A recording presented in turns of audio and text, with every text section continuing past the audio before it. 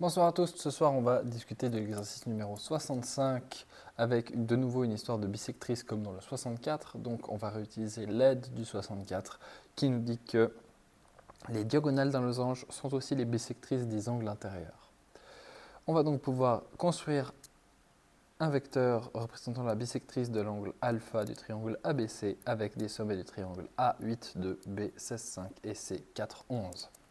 Ici, je prends du coup un schéma que je dessine rapidement. Donc je vois que 8,2 c'est un peu en avant et très bas, 16,5 c'est très loin et très haut, et 4,11 c'est plus haut, donc j'ai mal représenté mon dessin, puisqu'il faudrait que je fasse B à peu près là et C à peu près là. Ça n'a pas beaucoup d'importance, c'est juste pour s'aider à se repérer. Ici, ce qui va m'intéresser, et c'est pour ça que le dessin, on peut se permettre de le faire un peu n'importe comment, ça va être ce que je viens de dessiner, c'est-à-dire des flèches, c'est-à-dire des vecteurs. Ces vecteurs, ils vont être au nombre de AB et AC. Je vais devoir les calculer, et après, je vais devoir me ramener au vecteur unitaire pour pouvoir former un losange, puisqu'on sait qu'un losange, la particularité, c'est que les deux côtés sont de la même longueur. Donc, AB, ça va être 16 moins 8, 8, 5 moins 2, 3. AC, ça va être 4 moins 8, moins 4, 11 moins 2, 9. Et maintenant, je vais me ramener à EAB et EAC. Et j'ai oublié les flèches, c'est terrible, ça ne se fait pas. On met bien des flèches sur des vecteurs, c'est important, sinon c'est juste un segment et ça n'est plus la même chose. Le vecteur unitaire de AB, il va me falloir la norme de AB pour le trouver. Et la norme de AB, c'est 8 au carré plus 3 au carré, le tout sous une racine carrée, ce qui nous donne donc 64 plus 9, 73. Et la norme de AC,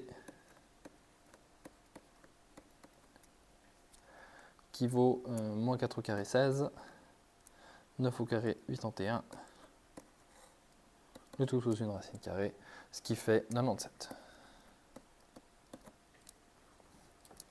Donc EAB, c'est 8 divisé par racine de 73 et 3 divisé par la racine de 73.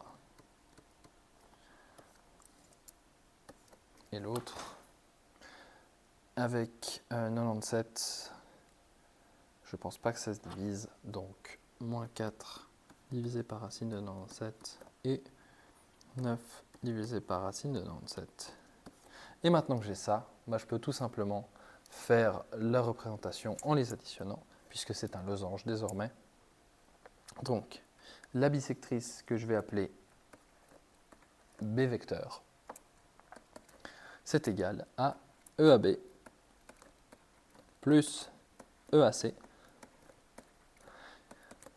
Et ça va me fermer une diagonale de ce magnifique losange. Et on obtient donc 8 sur racine de 73 plus, du coup, moins 4 sur racine de 97 et 3 sur racine de 73 plus 9 sur racine de 97. Et si on va vérifier dans le livre de solutions, on remarque que ça me donne combien 0,530 et environ 1,26. Et si on tape à la calculette les deux résultats que j'ai trouvés, on arrive bien aux deux résultats qui sont donnés dans le livre de solutions. Donc tout va bien. Il faut donc construire un losange à l'aide de ces vecteurs unitaires.